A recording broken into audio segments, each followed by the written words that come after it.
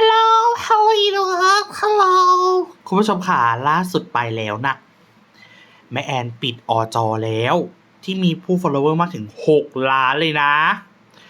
แต่เขาแววกันมาว่าแม่แอนอะไปประเทศเม็กซิโกไปซุกตาลาอูนเพราะว่าที่เม็กซิโกเนี่ยเขาไม่มีกฎหมายที่ส่งผู้ร้ายข้ามแดนนะเขาก็บอกว่าน่าจะไปนู่นแหละแต่ก่อนหน้านี้เขาพูดกันมาแล้วล่ะว่าแม่แอนอะไปต่างประเทศนะคะเพราะว่าถ้าอยู่เมืองไทยเนี่ยอาจจะต้องไปอยู่มิสฮ่องกงนะคะอาจจะต้องเปลี่ยนยูนิฟอร์มแล้วก็ถูกตัดผมสั้นได้เขาก็เลยต้องไปเนาะหอบเงินไปเขาบอกว่าหอบเงินนะคะไปถึงมากกว่า 6,000 ล้านบา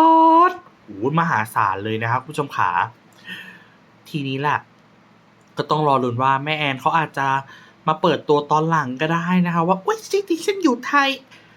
จอฉันโดนแฮ็กหรือเปล่าอันนี้ก็ต้องรอดูแต่ว่าไปแล้วค่ะแม่แอนบ๊ายบายค่ะแม่ไปขายพาเลทนกแก้วแล้วค่ะ